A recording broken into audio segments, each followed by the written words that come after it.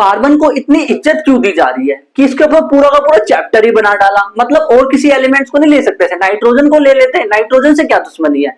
कहीं ऐसा तो नहीं कि कार्बन में कुछ ऐसा है जो बाकी के एलिमेंट्स में है ही नहीं, हाइड्रोजन में नहीं है, नाइट्रोजन किसी में नहीं है, सिर्फ कार्बन में कुछ ऐसा यूनिक है जिसकी वजह से इसको हमें पूरा का पूरा कार्बन डिटेल में अच्छे से समझना पड़ रहा है। और हाँ, ये बहुत इंपॉर्टेंट है। जब आप इस चैप्टर को कंप्लीट कर लोगे ना और जब आप पढ़ लोगे तो आपको पता चलेगा यार कार्बन तो बहुत ज्यादा इंपॉर्टेंट है, ये तो हर जगह प्रेजेंट है। मोबाइल में जहां आप ये मेरा वीडियो देख रहे हो, ये व्हाइट बोर्ड में, ये पूरे एटमॉस्फेयर में हर जगह कार्बन प्रेजेंट है, इतना इंपॉर्टेंट है कार्बन। इनफैक्ट क्लास 12th में या 11th में जैसे जाओगे अभी जस्ट आप, तो आपको केमिस्ट्री पढ़नी होगी, चैप्टर्स मतलब सारे के सारे जो सब्जेक्ट है वो आपके अलग हो जाएंगे, फिजिक्स अलग, केमिस्ट्री अलग, बायोलॉजी अलग, सब अलग हो जाएगा। तो केमिस्ट्री में एक पोर्शन होगा ऑर्गेनिक केमिस्ट्री। ऑर्गेनिक केमिस्ट्री उसकी अच्छी होती है जिसने ये चैप्टर अच्छे से पढ़ा होता है।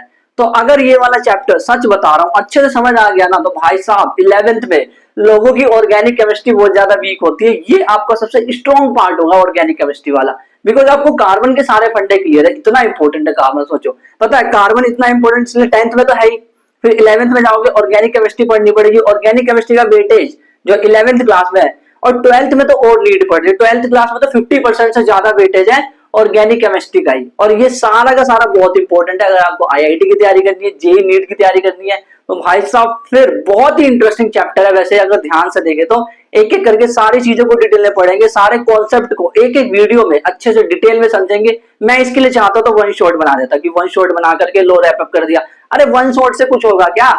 10th में पढ़ रहे हो, वन शॉट से कुछ होगा? तो हमें इसको डिटेल में पढ़ना होगा एकदम अच्छे से। जब कार्बन चैप्टर को एक एक कॉन्सेप्ट को, नोमेनक्लेचर के लिए अलग वीडियो होगी, यहाँ पर कार्बन की जो प्रॉपर्टीज है, जो केमिकल प्रॉपर्टीज है कार्बन कंपाउंड, उसके लिए अलग वीडियो होगी, और इलेक्ट्रॉन डॉट स्ट्रक्चर जो कि आज मैं सिखाने वाला बहुत इंपॉर्टेंट है, तो ध्यान से देखना। तो कार्बन जो है ना बहुत इंटरेस्टिंग है। इसके बारे में कुछ बेसिक चीजें समझ लेते हैं। इसका सिंबल क्या होता है, 9th क्लास में पढ़ के आया हूं कि कार्बन जो है उसका सिंबल होता है कैपिटल सी से डिनोट करते हैं। एटॉमिक नंबर की बात करें तो हमें पता है यार कि हमें 9th क्लास में एटॉमिक नंबर याद करने के लिए बोला था, जो कि हमने नहीं करा है ना। तो वो जो है कैसे होता है, hydrogen, helium, lithium, beryllium, boron, carbon.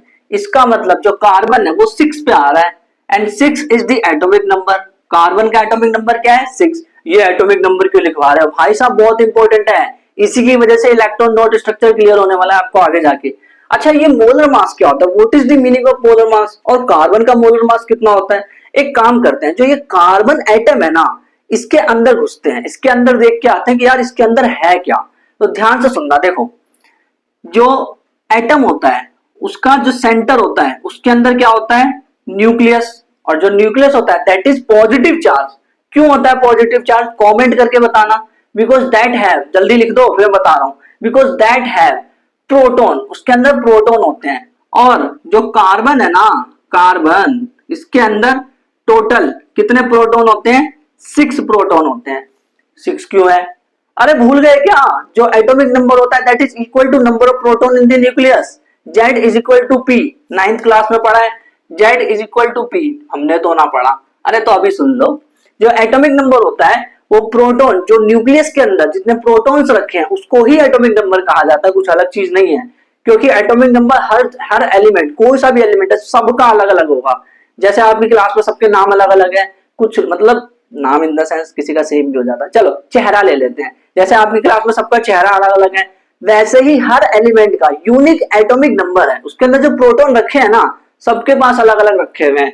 तो यार ये चीज समझो कि इसके अंदर प्रोटॉन 6 होते हैं। और न्यूट्रॉन कितने होते हैं, न्यूट्रॉन जो है वो भी इसके अंदर 6 होते हैं। अच्छा, और इलेक्ट्रॉन कैसे होते हैं, इलेक्ट्रॉन तो ना ऐसे बाहर कमरे में होते हैं। ये अगर के सेल है, दिस इज के सेल, और ये है हमारा एल सेल।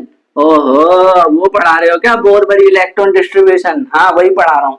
तो के तो के जो है, के सेल में कितने इलेक्ट्रॉन मैक्सिमम रख सकते हो आप, के सेल में आप जो मैक्सिमम इलेक्ट्रॉन रख सकते हो कार्बन के दैट इज 2।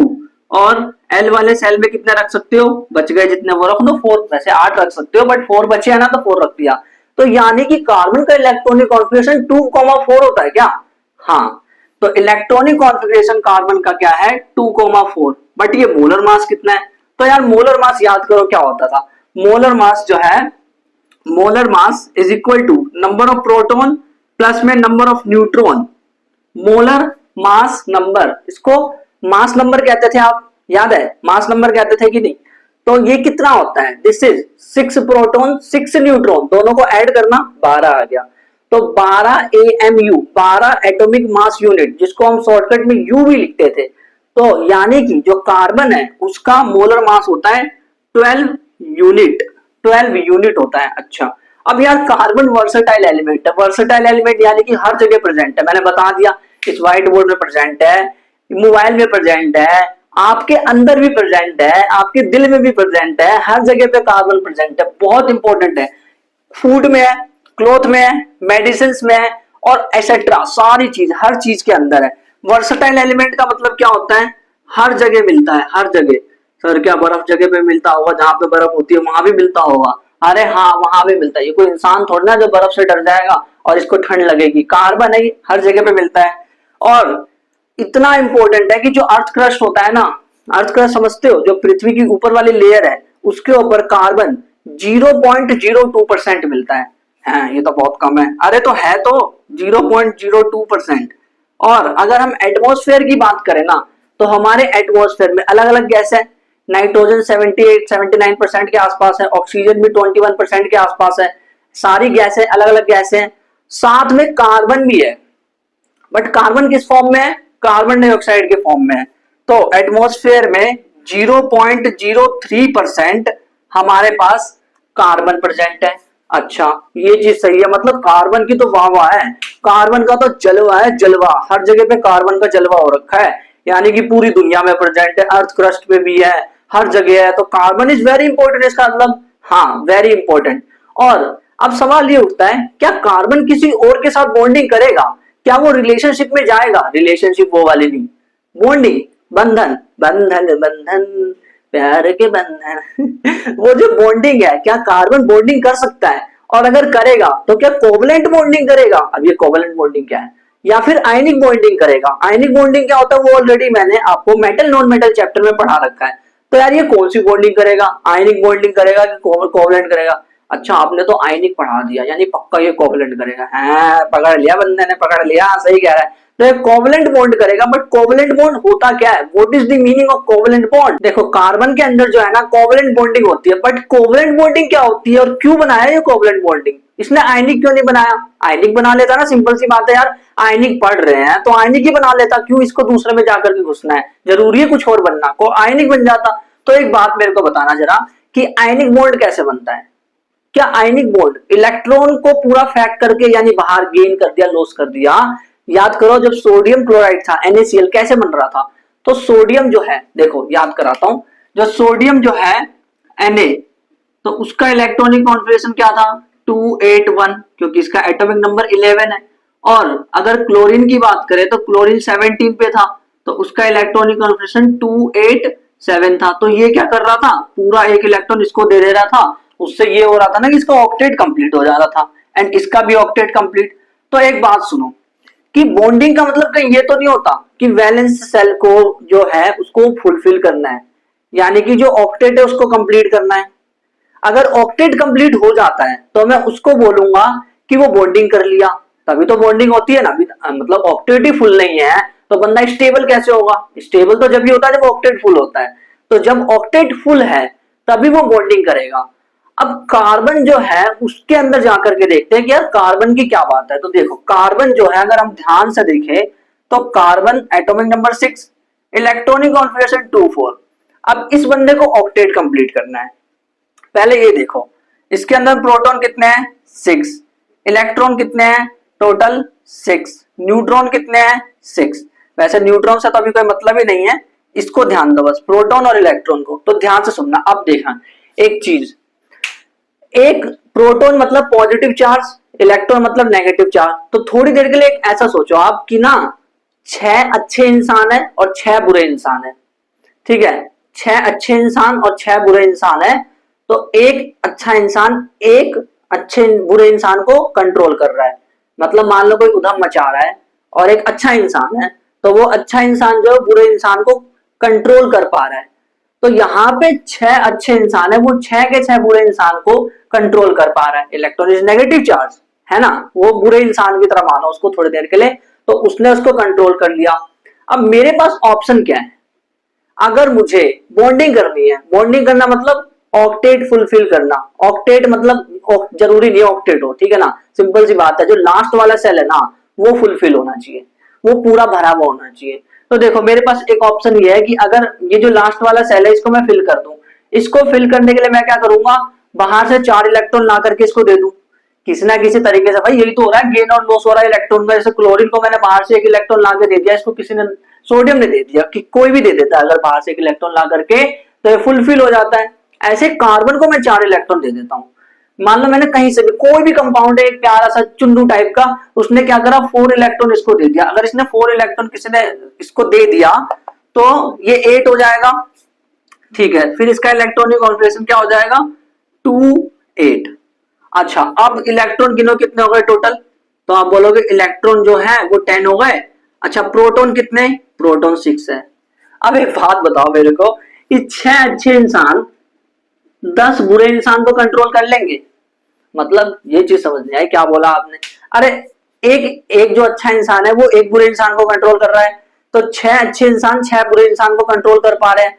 तो 6 अच्छा इंसान है, सिर्फ 6 प्रोटॉन है, क्या 10 लोगों को झेल लेगा? बहुत मुश्किल है उसके लिए झेलना। क्यों? क्योंकि जो माइनस चार्ज है ना, माइनस चार्ज वो आपस में उधम करते रहते हैं। इलेक्ट्रॉन माइनस चार्ज है, देखो मान लो यहाँ पे 6 इलेक्ट्रॉन खड़ा है, 6 प्रोटॉन, सॉरी 6 प्रोटॉन खड़ा है, तो पहले से कितने इलेक्ट्रॉन थे उनके पास, 6 इलेक्ट्रॉन थे। तो प्रोटॉन ने बोला मैं तो संभाल लूंगा, कोई दिक्कत नहीं है। 1 इलेक्ट्रॉन आया, चलो कोई बात नहीं, कोशिश तो कर सकता हूँ संभालने की, और 2 को कंट्रोल कर लूंगा, थोड़ा एक एक्स्ट्रा आ गया तो क्या, एक और कंट्रोल कर लूंगा। फिर एक और आया, ओ भाई कितने को लेकर के आएगा, संभाल तो रहा हूँ, कितना संभालू मैं अब। फिर एक और लेके आ गया, ले फिर एक और लेके आ गया, टोटल 4 लेके आ गया एक्स्ट्रा। भाई कैसे संभालू इतने सारे इलेक्ट्रॉन, मैं तो 6 को संभाल पा रहा था इतनी मुश्किल से, और तुम 4 और लेके आ गए, मतलब मैं 10-10 इलेक्ट्रॉन को संभालू, पागल समझा क्या मेरे को? इतने सारे इलेक्ट्रॉन को मैं कैसे संभालू?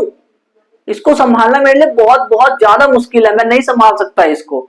और पहली बात तो ये कि तुम आपस में झगड़ भी रहे हो, इलेक्ट्रॉन आपस में झगड़ भी रहे हैं, तुम कह रहे हो माइनस माइनस, ये झगड़ते कैसे? देखो झगड़ना इन द सेंस कि मान लो कि ये तो न्यूक्लियस है, दिस इज न्यूक्लियस, तो यहाँ पे ये पहला सेल है, यहाँ पे दूसरा सेल है, तो यहाँ पे एक इलेक्ट्रॉन है, पहले वाले सेल में 2 इलेक्ट्रॉन होते हैं, और इस वाले सेल में जो है वो कितने, 4 इलेक्ट्रॉन थे दूसरे वाले सेल में।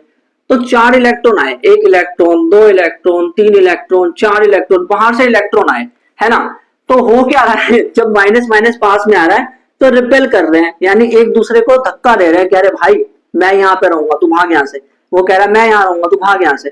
तो रिपल्सन हो रहा है, तगड़ा रिपल्सन हो रहा है, बहुत तगड़ा रिपल्सन हो रहा है। और ऊपर से प्रोटॉन बेचारा जो बीच में, वो कह रहा है शांत हो जाओ सारे के सारे, कितना लड़ाई करोगे, मैं नहीं संभाल पाऊंगा तुम्हें। तो यानी कि उसको अगर ऐसा करना है, ध्यान से सोचना, अगर उसको ऐसा करना है, प्रोटॉन को 6 प्रोटॉन को 10 इलेक्ट्रॉन संभालने हैं, तो बहुत ज्यादा एनर्जी चाहिए। जब तक एनर्जी नहीं मिलेगी, एनर्जी क्या, संभालने की एनर्जी, ठीक है। या आप ये कह सकते हो कि इसके लिए मुश्किल है संभालना यार, 10 इलेक्ट्रॉन को कैसे झेलेगा ये। अगर इसके पास 4 इलेक्ट्रॉन और एंटर करके चलो ऑक्टेट फुलफिल हो गया, कोई बात नहीं, बट ये बेचारा प्रोटॉन झेल ही नहीं पा रहा है इसको। तो पहला ऑप्शन क्या है इसके पास, कि ये 4 इलेक्ट्रॉन को गेन कर ले, है ना, और 4 इलेक्ट्रॉन को गेन करके ये हालत हो गई बेचारे की, तो प्रोटॉन झेल नहीं पा रहा। 6 proton cannot 6 proton cannot compensate electron, कितने इलेक्ट्रॉन, 10 इलेक्ट्रॉन, उसको वो झेल ही नहीं पा रहा यार, वो तो बिल्कुल नहीं झेल पा रहा। अब देखो एक ऑप्शन मेरे पास दूसरा ये है कि मैं 4 इलेक्ट्रॉन्स को लूज कर दूं, 4 इलेक्ट्रॉन को मैं बाहर फेंक दूं। 4 इलेक्ट्रॉन कौन से, ये वाले 4 इलेक्ट्रॉन अगर मैं बाहर फेंक दूं, तो मेरे पास जो लास्ट वाला सेल है उसमें 2 इलेक्ट्रॉन है, और 2 इलेक्ट्रॉन के सेल है, तो के सेल में मैक्सिमम 2 इलेक्ट्रॉन रह सकते हैं, यानी कि वो फुलफिल हो गया, फुलफिल यानी भर गया, पूरा भर गया। स्टेबल बनाने के लिए हमें लास्ट वाला जो मतलब कमरा होता है उसको भरना होता है, पूरा भरना होता है, उससे फर्क नहीं पड़ता 2 इलेक्ट्रॉन 8, मतलब लास्ट वाले कमरे में कितने इलेक्ट्रॉन है, इसमें के वाला सेल है तो 2 इलेक्ट्रॉन काफी है इसके लिए। तो ये 2 इलेक्ट्रॉन लेकर के भरने की कोशिश करेगा, इसके लिए इसने क्या किया, 4 इलेक्ट्रॉन को बाहर फेंक दिया। अच्छा 4 इलेक्ट्रॉन को बाहर कैसे फेंक देगा, एक बात बताओ मेरे को। यानी कि 6 प्रोटॉन है, ठीक है, 6 प्रोटॉन है, और 6 के 6 बंदों को एकदम चिपका करके पकड़ा हुआ है। 6 प्रोटॉन जो है 6 इलेक्ट्रॉन को एकदम अच्छे से चिपका करके पकड़ा हुआ है। एक बाहर गया, चल ठीक है कोई दिक्कत नहीं है। ओ भाई एक और क्यों ले जा रहा है, दूसरा गया, ओ भाई एक और ले गया तू तो, फिर तू चारों के चारों ले गया, ये क्या बात हुई, अब मैं कैसे रहूंगा, इसके बिना मैं कैसे रहूंगा, 6 थे तो सही था, एकदम अच्छा था ना मेरे लिए, मेरे पास इतने कम है तो अच्छा नहीं, मतलब उसको कम भी नहीं चाहिए, उसको ज्यादा भी नहीं चाहिए, उसको बराबर चाहिए। 6 प्रोटॉन को 6 इलेक्ट्रॉन चाहिए तो चाहिए, रिलेशनशिप जैसा हो गया एक तरह से। रिलेशनशिप से रिलेट करते तो और मजा आता नहीं है ना, कि मतलब एक दोस्त है एक दोस्त नहीं है, आपस में ऐसे रिलेट करते तो और मजा आता है, तो वैसे रिलेट कर लो आप, क्योंकि वैसे समझ आ रहा है ना।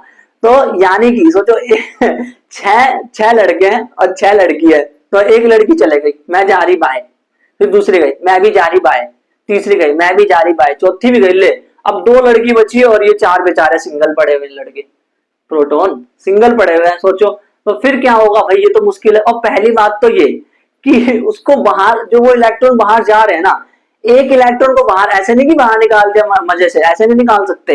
एक इलेक्ट्रॉन को निकालने के लिए आपको बहुत अच्छी एनर्जी चाहिए होती है, बहुत तगड़ी एनर्जी चाहिए होती है, आसानी से नहीं निकलता इलेक्ट्रॉन के, आसानी से नहीं निकल गया बस जा पाए, ऐसा नहीं होता। तो एनर्जी बहुत ज्यादा चाहिए, 4 इलेक्ट्रॉन को अगर लूज करना है तो एनर्जी बहुत ज्यादा चाहिए, एनर्जी मोर, बहुत ज्यादा एनर्जी चाहिए इसको, बहुत ज्यादा एनर्जी चाहिए। देखो यहाँ पे तो बेचारा 6 प्रोटॉन जो है 10 इलेक्ट्रॉन को झेल नहीं पाया, और यहाँ पे इसको एनर्जी ज्यादा चाहिए। अच्छा अगर ये गेन कर लेता, 4 इलेक्ट्रॉन को गेन कर लेता, तो क्या ये C4 माइनस बन जाता, C4 माइनस पॉसिबल ही नहीं हो पा रहा, बट अगर ये लूज कर लेता तो क्या ये C4 प्लस बन जाता, है ना, C4 प्लस जो है वो भी पॉसिबल नहीं हो पा रहा।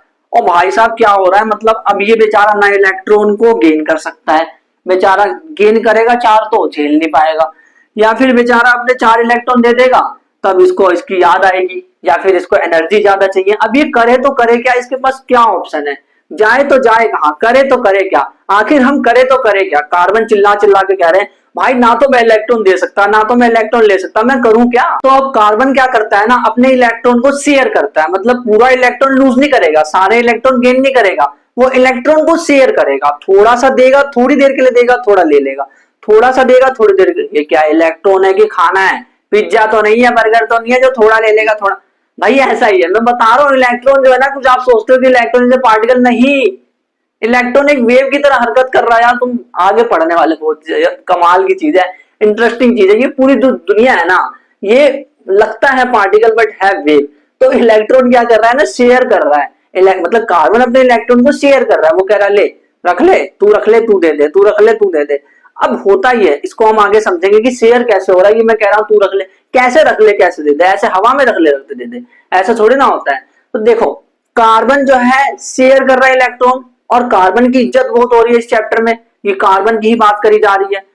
तो बाकी के लोग भी इसकी देखा देखी करने लग जाते हैं कि भाई मुझे भी कोवलेंट बॉन्ड बनाना है, इसको कोवलेंट बॉन्ड कहते हैं, जब इलेक्ट्रॉन शेयर होता है ना, दैट इज कोवलेंट बॉन्ड। तो बाकी के एलिमेंट्स कहते हैं यार मैं भी कोवलेंट बॉन्ड बनाऊंगा, मुझे ही बनाना है, मुझे भी अपना इलेक्ट्रॉन जो है शेयर करना है। क्यों, कार्बन की इतनी इज्जत हो रही है, कहीं कोवलेंट बॉन्डिंग की वजह तो नहीं हो रही है, मैं भी करूंगा, मैं भी करूंगा, मैं भी।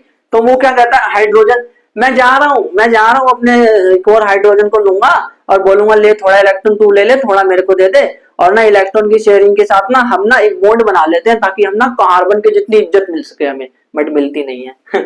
ऑक्सीजन भी ऐसे बोलता है, O2 के फॉर्म में होता है, तो नाइट्रोजन भी ऐसे कहता है, क्लोरीन भी ऐसे कहता है। अब ये मतलब है क्या इसका, मैं कहना क्या चाह रहा हूं, जब मैं इसका इलेक्ट्रॉन डॉट स्ट्रक्चर बनाऊंगा ना, तो सारी चीजें आपको क्लियर होगी एकदम अच्छे से। तो बॉन्ड जो कि शेयरिंग ऑफ इलेक्ट्रॉन से बनते हैं, उसको हम कोवलेंट बॉन्ड कहते हैं। कोवलेंट, को यानी साथ में, वैलेंट यानी वैलेंसी को फुलफिल करना, साथ में मिलकर के वैलेंसी को फुलफिल करना, साथ में मिलकर के बंधन बनाना, दैट इज कोवलेंट बॉन्ड। तो उसको कोवलेंट बॉन्ड कहते हैं। अब यार ये जो कोवलेंट बॉन्ड है ना, ये मेटल में नहीं होता, कहीं आप सोच रहे हो कि मेटल में बॉन्ड होगा, ये होता है नॉन मेटल और नॉन मेटल के बीच में।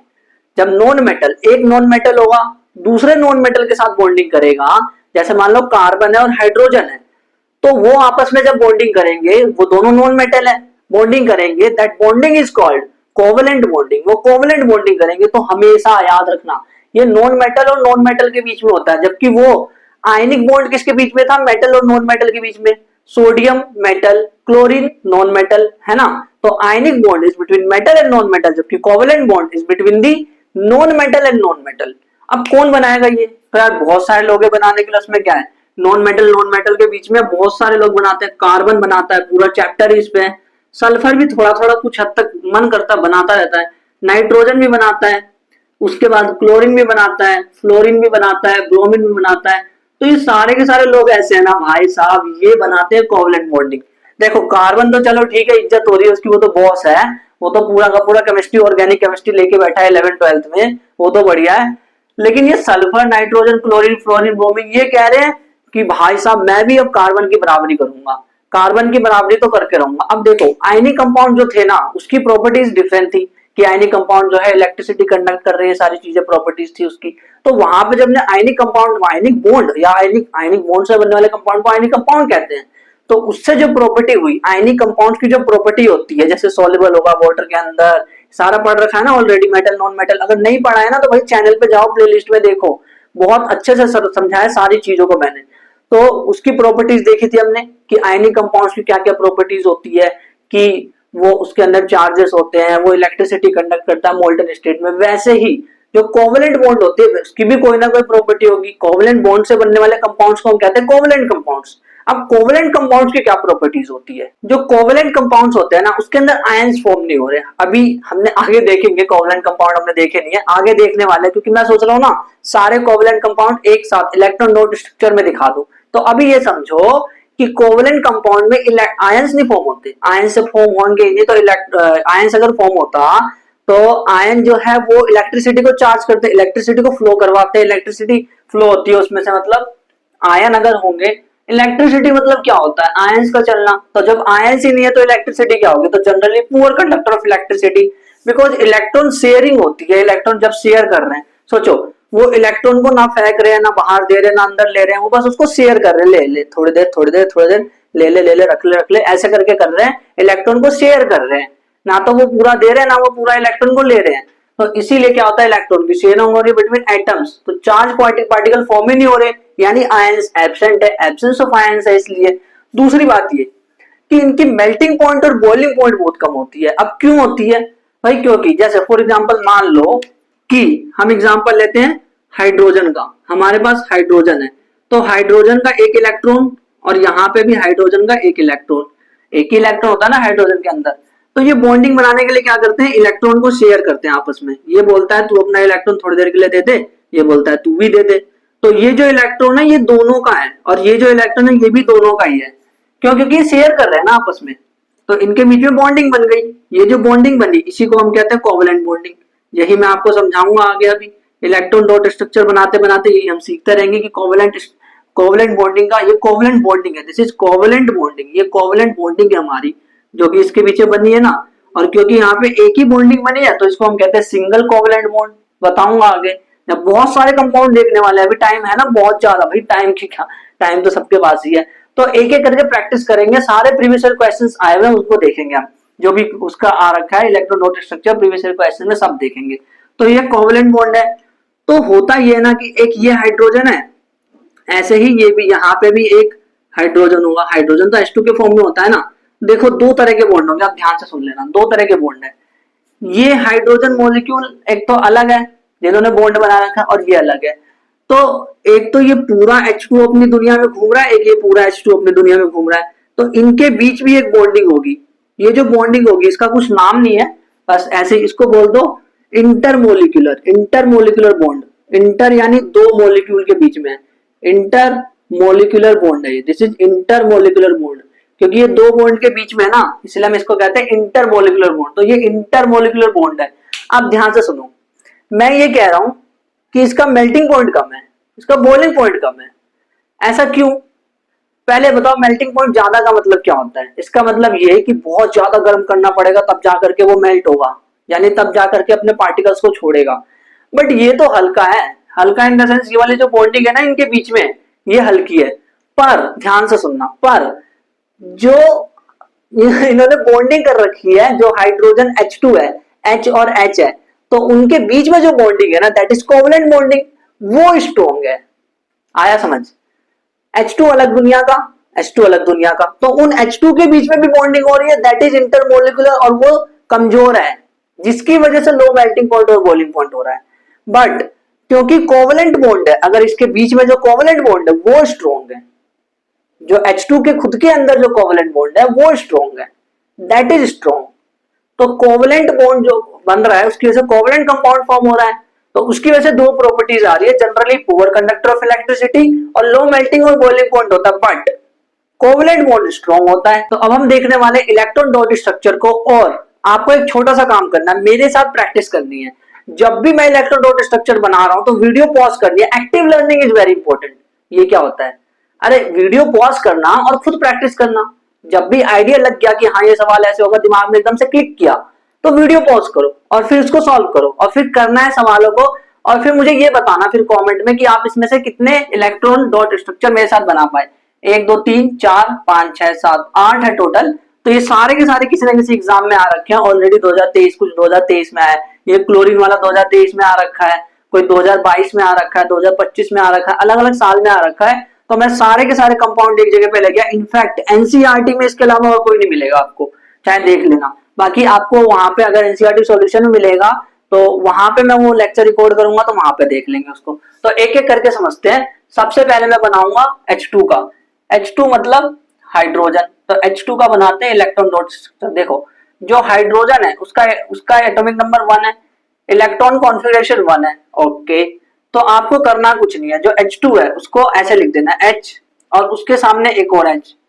तो ये जो हाइड्रोजन है, पहले एक चीज याद रखो, इलेक्ट्रॉन डॉट स्ट्रक्चर में हम हमेशा वैलेंस इलेक्ट्रॉन बनाते हैं, वैलेंस इलेक्ट्रॉन बनाते हैं। वैलेंस इलेक्ट्रॉन बनाने का मतलब हाइड्रोजन के वैलेंस इलेक्ट्रॉन कितने हैं, 1 है भाई, वो एक ही तो इलेक्ट्रॉन लेकर के बैठा है, तो एक इलेक्ट्रॉन बना दो। अब इलेक्ट्रॉन को ना, जो इलेक्ट्रॉन है उसको आप डॉट से बना सकते हो या फिर स्टार से बना सकते हो, वो अब आपकी मर्जी है। मैंने स्टार से बना दिया मान लो।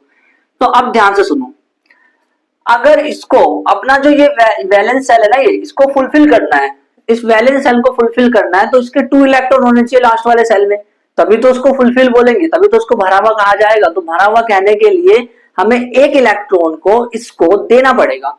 तो होता ये है ना कि ये दोनों हाइड्रोजन आपस में बात करते हैं, कहते हैं ओ भाई तेरे को बस एक ही इलेक्ट्रॉन चाहिए क्या? वो कहता है हाँ यार मेरे को एक ही चाहिए। ये कहता है हाँ मेरे को भी एक ही चाहिए।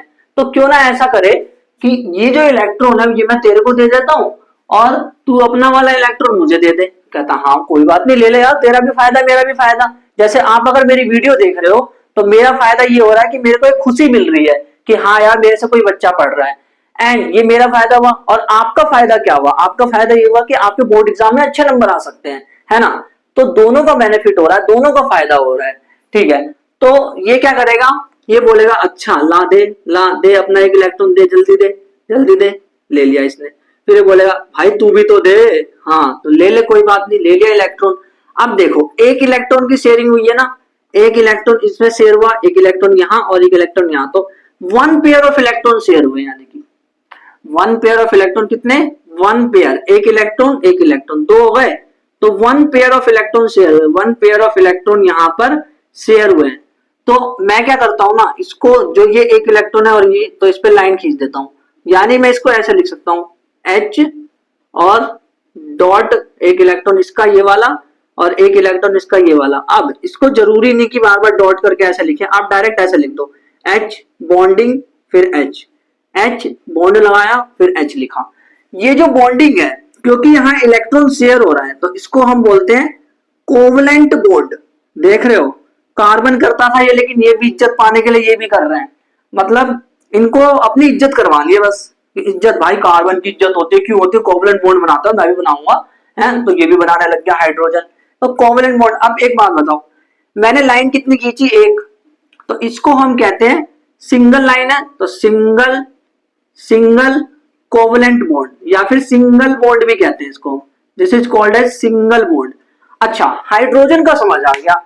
वीडियो पॉज करो और एक बार क्लोरीन का ट्राई करो। क्या करना, क्लोरीन का इलेक्ट्रॉनिक कॉन्फिगरेशन 281 है ना, 287 है, तो आप 7 इलेक्ट्रॉन बाहर बना देना। अगर नहीं आ रहा तो चलो मैं बताता हूँ क्लोरीन का हम कैसे किस तरह से बनाएंगे। क्लोरीन का अगर मुझे बनाना है नंबर 2 पे, हाइड्रोजन तो हो गया, चल भाग यहाँ से, चल हट।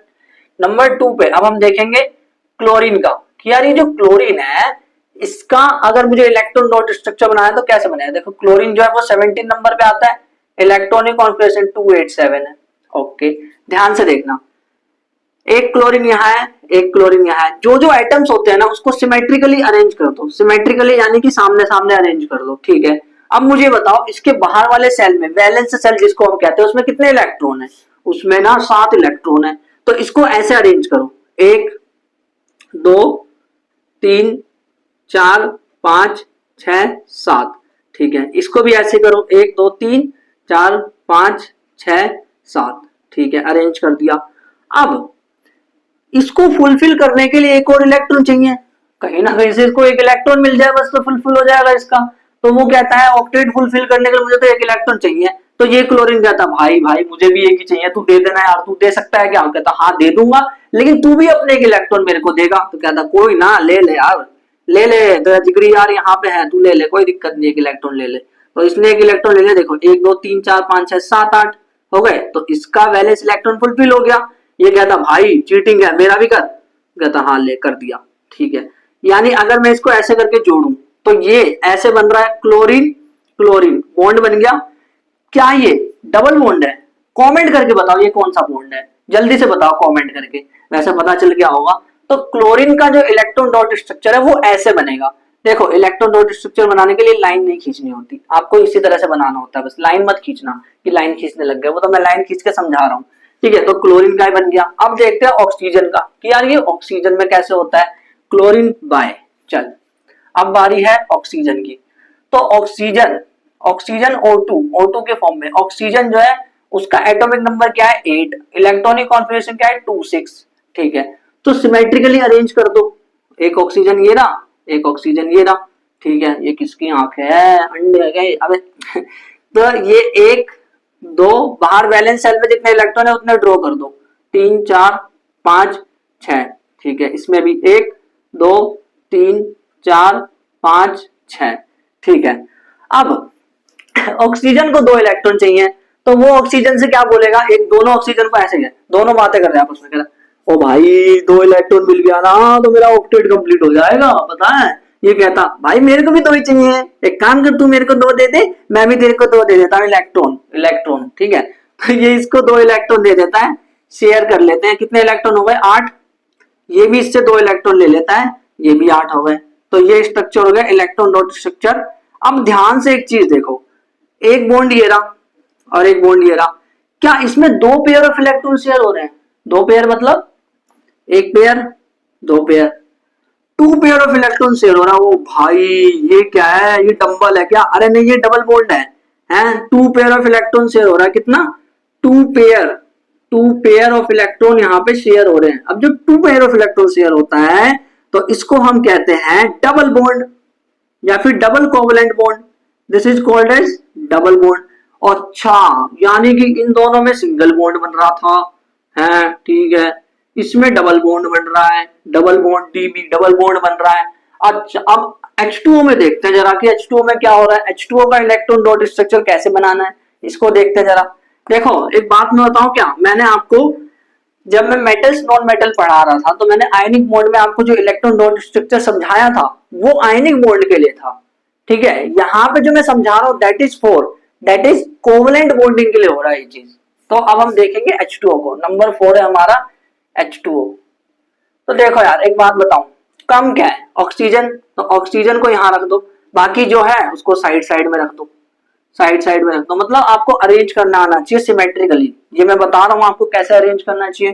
तो हाइड्रोजन में 1 इलेक्ट्रॉन है आउट वो बैलेंस सेल में, इधर लिख लेता हूँ इसका इलेक्ट्रॉनिक कॉन्फिगरेशन H1 तो 1। ऑक्सीजन की बात करें तो ऑक्सीजन 8 होता है, इलेक्ट्रॉनिक कॉन्फिगरेशन 26, ठीक है। तो हाइड्रोजन का 1 है।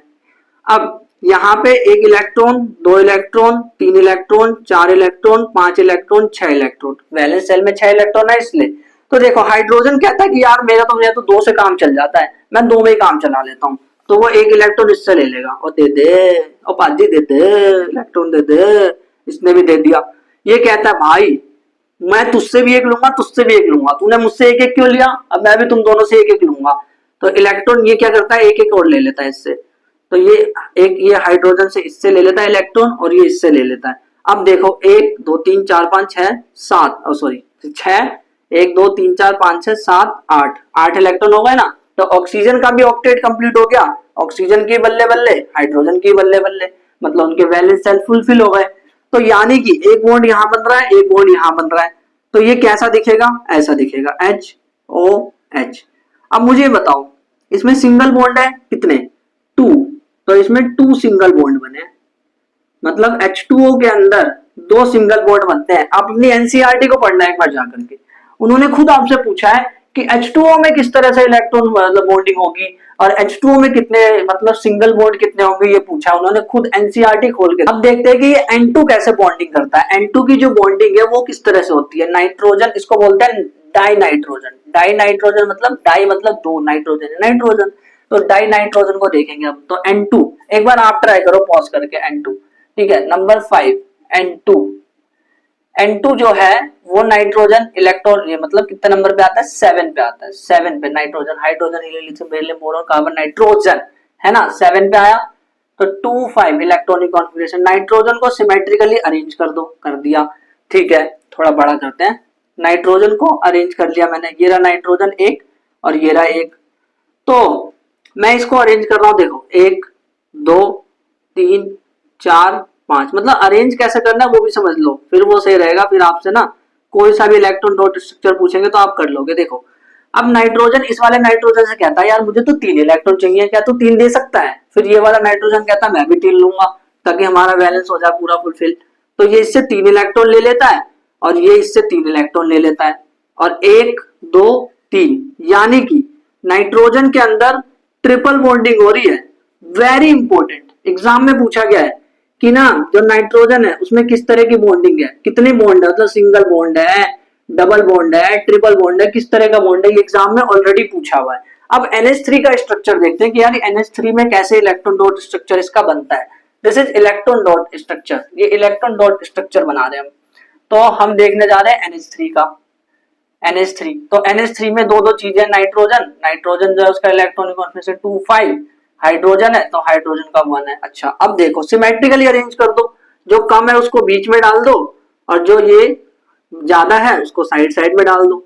हाइड्रोजन का 1 इलेक्ट्रॉन 1 इलेक्ट्रॉन 1 इलेक्ट्रॉन, नाइट्रोजन का 1 2 3 4 5 इलेक्ट्रॉन। तो इसने अपना डुप्लेट कंप्लीट कर लिया, हाँ इसको डुप्लेट कहते हैं। जो ये जब ये 2 हो जाते हैं ना इसमें इलेक्ट्रॉन, तो उसको हम ऑक्टेट नहीं कहते, इसको हम डुप्लेट कहते हैं कि इसका डुप्लेट कंप्लीट हो गया, this is called a duplet. जबकि बाकी के सारे जो चीज होते हैं ना, सारे के सारे बंदे हाइड्रोजन और हीलियम को छोड़ के, हाइड्रोजन जो है वो हमेशा डुप्लेट कंप्लीट करना चाहता है, जबकि बाकी सारे लोग जो है ऑक्टेट कंप्लीट करना चाहते हैं।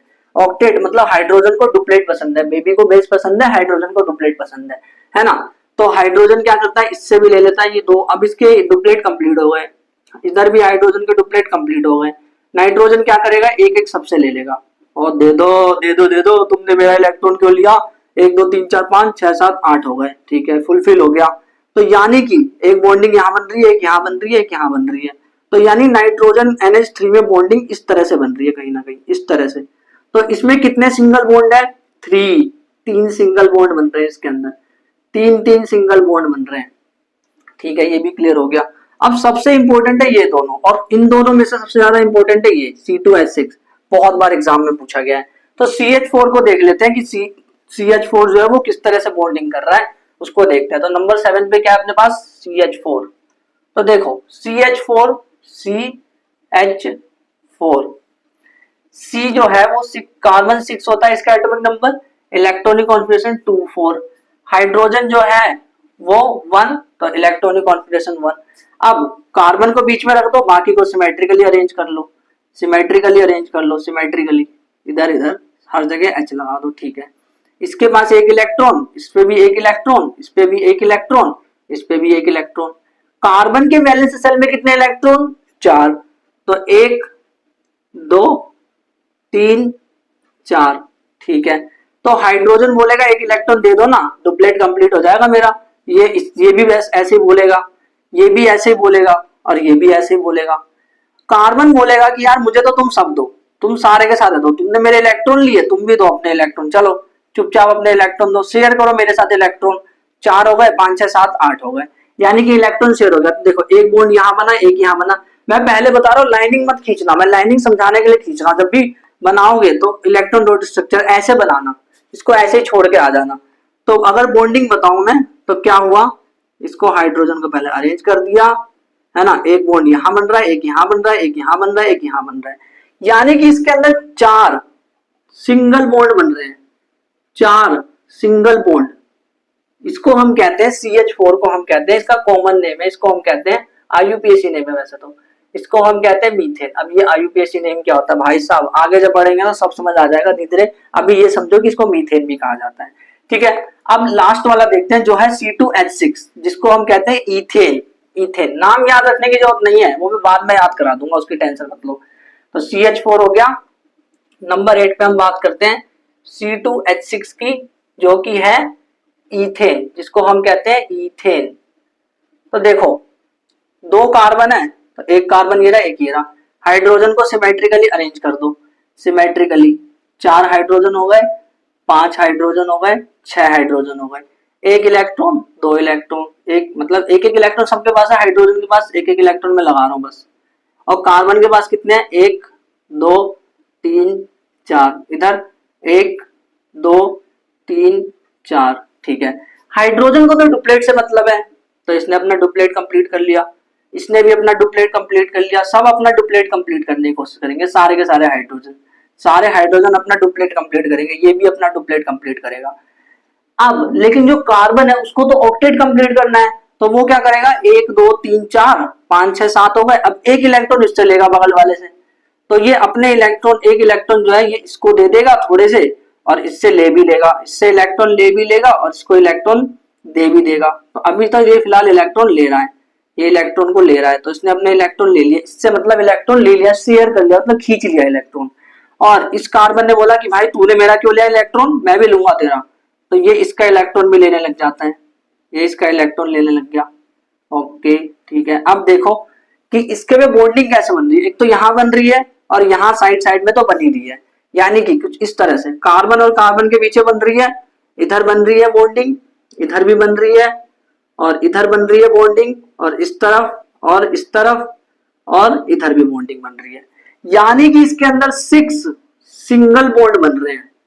तो इस तरह से हम बनाते हैं इलेक्ट्रॉन डॉट स्ट्रक्चर, और इतना प्रैक्टिस कर लिया ना बहुत है। अगर आपको और भी कहीं दिख रहा होगा बुक में तो आप उसको भी प्रैक्टिस कर सकते हैं, बाकी मैंने बेसिक जो फंडामेंटल है वो बता दें कि इलेक्ट्रॉन डॉट स्ट्रक्चर जो है वो बनता कैसे। एलोट्रॉप्स ऑफ कार्बन, एलोट्रॉप्स को मैंने ऑलरेडी आपको पढ़ा रखा है मेटल्स नॉन मेटल्स में। जब मैं एक्सेप्शंस पढ़ा रहा था मेटल नॉन मेटल को, तो मैंने बताया था कि कार्बन जो है उसके ग्रेफाइट और फुलेरिन्स कह रहा था मैं, जब इस चैप्टर में पढ़ेंगे ऐसा करके बताया था मैंने। तो ये एलोट्रॉप्स होता क्या है भाई, एलोट्रॉप्स कुछ नहीं है, ये एक ही कार्बन है, मतलब एक ही कंपाउंड है, एक ही एलिमेंट है, कि कोई भी चीज हो सकती है, उसके अलग अलग ग्रुप है, बस अंतर इतना है कि फिजिकल प्रॉपर्टी डिफरेंट होगी। फॉर एग्जांपल जो कार्बन है उसकी एक जो उसका जो एक फॉर्म होता है वो चमकता है, वो कौन है, डायमंड। और एक ऐसा फॉर्म है जो कि जिस जो पेंसिल में यूज होता है वो भी वैसा चमकता है थोड़ा बहुत, है ना, ग्रेफाइट होता है वो।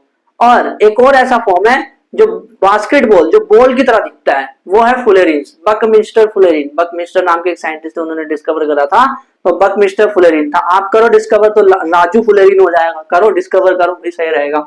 तो the phenomena of existence of an element in 2 और more forms which are different physical property होनी चाहिए, बट केमिकल प्रॉपर्टी जो वो सेम होती है। फिजिकल प्रॉपर्टी मतलब क्या होता है, चमक रहा है या फिर मतलब बाहर से कैसा अपीयरेंस है, बाहर से वो कैसा दिख रहा है, बट केमिकली सेम है। दैट प्रॉपर्टी मतलब वो जो उसके फॉर्म है ना अलग अलग उसके, उस फॉर्म को तो हम कहते हैं एलोट्रॉप्स। जो अलग अलग एलिमेंट्स है उसको हम एलोट्रॉप्स कहते हैं, जो अलग अलग फॉर्म्स मिल रहे हैं एलिमेंट, सेम एलिमेंट के जो अलग अलग फॉर्म्स मिल रहे हैं उसको हम एलोट्रॉप्स कहते हैं। और ये जो अलग अलग पाए जाने की जो प्रॉपर्टीज है उसको हम कहते हैं एलोट्रोपी। तो एलोट्रोपी और एलोट्रॉप्स आर डिफरेंट। एलोट्रॉप्स क्या होता है, अरे एलिमेंट के फॉर्म्स। एलोट्रोपी क्या होता है, अरे एक फिनोमेना, यानी कि मतलब कुछ होना, फिनोमेनन कहते हैं, that is allotropy.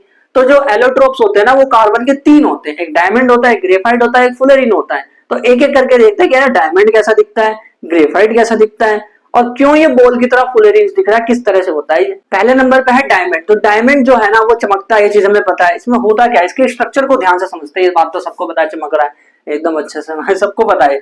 Each carbon atom is bonded to 4 other carbon atom, ये चीज पता होनी चाहिए।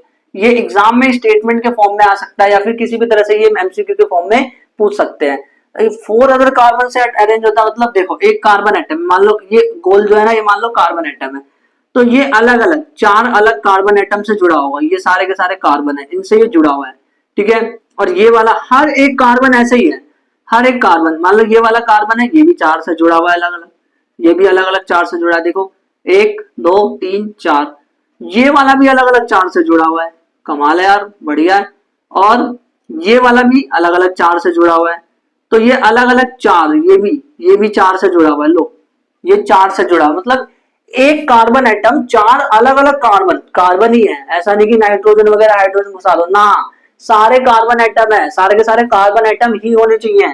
तो एक कार्बन एटम 4 अलग कार्बन एटम से जुड़ा होता है इस स्ट्रक्चर के अंदर, इस तरह से, ठीक है। बाकी एनसीईआरटी में आपने देखा होगा ऐसा स्ट्रक्चर आपको दिख रहा होगा, है ना, बॉक्स के अंदर ये सारी की सारी चीजें दे रखी है आपकी एनसीईआरटी के अंदर, बॉक्स में देख के ऐसे गया जैसे कभी आएगा नहीं पेपर में, वही आ रखा है। और हो सकता है कॉम्पिटेंसी बेस्ड क्वेश्चन में केस बेस्ड के तरीके से किसी भी पूछ सकते हैं भाई, फिर बोलेंगे एनसीईआरटी में तो था, तुमने नहीं पढ़ा तो हम क्या करें भाई, था तो देख लेते हैं एक बार, 5-10 मिनट लगना है ना। और ये एक 3D स्ट्रक्चर बनाता है, ये 3D स्ट्रक्चर बनाता है, ये पता होना चाहिए। Synthesize by subjecting pure carbon, इसको बनाते कैसे हैं भाई साहब, अगर आपके पास प्योर कार्बन है ना, प्योर कार्बन मतलब कोयला, आपने देखा होगा कि आपने सुना नहीं है कि कोयले की खान में हीरे को पहचानते, एक गाना है, कोई गाना मैंने सुना नहीं, मतलब एक लाइन थी उसकी, ये कोयले की खान में हीरे को पहचानते। तो कोयले की जो खान है ना, उसके अंदर very high pressure, very high temperature, उसके बाद जाकर के ये दबा रहता है बहुत सालों, बहुत सालों तक दबा रहेगा, तब जाकर के ग्रेफाइट बनता है, तब जाकर के हीरा बन, सॉरी डायमंड, तब जाकर के डायमंड हीरा बनता है। This is Heera. डायमंड क्या है, डायमंड इज हीरा, इसको आम भाषा में हम कहते हैं हीरा, ये है हीरा, वो सूर्यवंशम वाला हीरा नहीं। तो हीरा जो है वो 3D स्ट्रक्चर है, एक कार्बन 4 अलग अलग कार्बन एटम से अटैच है, एंड वेरी हाई प्रेशर के अंदर बनता है, टेम्परेचर भी हाई होना चाहिए। अब हम बात करते हैं ग्रेफाइट की। अब ये ग्रेफाइट कैसा दिख रहा होता है, तो देखो ग्रेफाइट का स्ट्रक्चर कुछ इस तरह से होता है, ये हेक्सागन में होता है रेंज, इस तरह से, दिस इज ग्रेफाइट स्ट्रक्चर, ये ग्रेफाइट का स्ट्रक्चर है, ये इस तरह से होगा। आपने मधुमक्खी के छत्ते देखे ना, उस तरह से आप कह सकते हो, एक ये मतलब हेक्सागन बना रहा है एक तरह से, दिस इज फॉर्मिंग हेक्सागन, ये हेक्सागन बना रहा है। हेक्सागन कैसे कहते हैं, 1 2 3 4 5 6, जिसकी 6 साइड्स हो या 6 कॉर्नर हो, उसको हम हेक्सागन कहते हैं। तो ये हेक्सागन बना रहा होता है एक्चुअली, दिस फॉर्मिंग हेक्सागन, 3 4 5 और ये छठा है, ठीक है। तो ये हेक्सागन बना रहा, ध्यान से सुनना, स्ट्रक्चर को ध्यान से समझना, क्योंकि एग्जाम में आ सकता है कि स्ट्रक्चर किस तरह का होता है, बनाने को नहीं, बस पूछ लेंगे कि कैसा होता है। देखो इस तरह का स्ट्रक्चर है। अब एक लेयर तो ये हो गई, दूसरी लेयर एक और दूसरी लेयर भी होती है, दूसरी layer, this is second layer, ये सेकेंड लेयर है, ये इसके 6 एटम्स अरेंज है, दिस इज 6 एटम्स अरेंज, और ये इस तरह से स्ट्रक्चर है, ये ऐसे है, ठीक है। दूसरी लेयर यहाँ पे बना रहा हूं मैं, ये दूसरी लेयर है, ठीक है, ये है second layer, this is second layer. तो ये है layer number 1, this is layer number 1, this is layer number 2। तो ये लेयर्स में अरेंज होते हैं, एक के ऊपर एक लेयर्स, एक के ऊपर एक लेयर्स होते हैं। और एक चीज ऑब्जर्व करो, each carbon atom is bonded by 3 others, 3 other carbon atom. देखो इस वाले कार्बन एटम को ऑब्जर्व करो, तो ये कितने, 1 2 3 कार्बन एटम से मतलब ये जुड़ा होता है, और इसमें जो एक बॉन्ड होता है ना, वो डबल बॉन्ड होता है, मतलब 2 बॉन्ड है सिंगल, एक जो तीसरा वाला जो बॉन्ड है that is double bond. Double bond क्यों है, ये चीज डबल बॉन्ड होता क्या है भाई, डबल बॉन्ड यानी कि 2 पेयर ऑफ इलेक्ट्रॉन शेयर हो रहे हैं, इसको हम डबल बॉन्ड कहते हैं, है ना। तो 3 other carbon atoms in the same plane, एक लेयर दूसरी लेयर, तो लेयर एक लेयर के ऊपर एक लेयर होती है, हेक्सागन पैटर्न में अरेंज होता है, एक बॉन्ड इसके अंदर डबल बॉन्ड है, और ये स्मूथ होता है, पता है भाई, देखो आपको फील करना है तो पेंसिल का जो आगे वाला हिस्सा है उसको देख लो, वही है ग्रेफाइट। और स्लिपरी होता है, स्लिपरी यानी कि बहुत ही ज्यादा फिसलने वाला, सॉफ्ट तरह का होता है, एक very good conductor of electricity होता है भाई साहब, ये चीज याद रखना, वेरी इंपॉर्टेंट। और इसको हमने मेटल नॉन मेटल के एक्सेप्शन में भी देखा था कि graphite after being non metal होने के बाद भी जो ग्रेफाइट है ये इलेक्ट्रिसिटी को कंडक्ट करता है। क्यों करता है, क्योंकि इसके अंदर फ्री इलेक्ट्रॉन घूमते रहते हैं, जुम जुम जुम जुम, फ्री इलेक्ट्रॉन घूमते हैं, जुम जुम क्या, अरे घूमता है इलेक्ट्रॉन, इसी तरह से उसके अंदर ये जो स्ट्रक्चर है, बीच में लेयर्स मिल रही है ना, इन लेयर्स के बीच में जो इलेक्ट्रॉन है, इलेक्ट्रॉन यहाँ पे घूमते रहते हैं, इधर से उधर घूमते रहते हैं। इलेक्ट्रॉन का घूमना यानी चार्ज का घूमना, चार्ज का घूमना मतलब क्या, इलेक्ट्रिसिटी, यानी कि इलेक्ट्रिसिटी फ्लो होना, यानी करंट, जब भी चार्ज फ्लो होता है तो उसको हम flowing charge, rate of charge, मतलब फ्लोइंग चार्ज को हम क्या कहते हैं, करंट, दैट इज करंट। तो इसके अंदर जो है ना ये इलेक्ट्रिसिटी कंडक्ट करता है, यानी पेंसिल को अगर आपने डाल दिया स्विच के अंदर और फिर उसका चालू कर दिया और फिर उसका टच करोगे तो भाई साहब करंट लगेगा। This is conductor of electricity. Number 3 पे फुलेरिन्स। ये फुलेरिन्स क्या होता है, ये वाला फुलेरिन, फुलेरिन्स मतलब होता है कि एक कार्बन का स्ट्रक्चर है और ये इस तरह से पाया जाता है, फुटबॉल जैसा, आय हाय आय हाय, फुटबॉल जैसा, ये मस्त फुटबॉल जैसा मिलता है। ये फुटबॉल मतलब कैसे, एनसीईआरटी में स्ट्रक्चर दे रखा है, फुटबॉल की तरह दिखता है। ये फुटबॉल की तरह क्यों दिखता है, क्योंकि इसके अंदर जो है ना 60 कार्बन है, C60 मतलब टोटल 60 कार्बन है जो अरेंज है इसके अंदर, इस तरह से अरेंज है, एक बॉल की तरह, बिल्कुल एक फुटबॉल की तरह अरेंज है। और इसको बकमिस्टर साइंटिस्ट ने डिस्कवर करा, इसीलिए हम इसको कहते हैं ऑल्सो नोन एज, क्या कहते हैं, ऑल्सो नोन एज, यानी और क्या कहते हैं, बकमिस्टर फुलेरिन।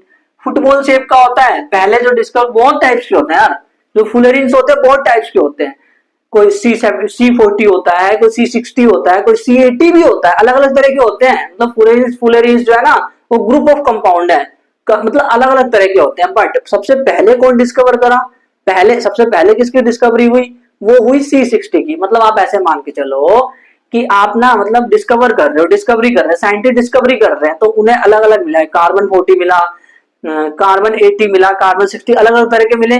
तो इन सबको उन्होंने एक फैमिली के अंदर डाल दिया, उसको बोलने लगे फुलेरिन्स। बट सबसे पहले कौन मिला, C60।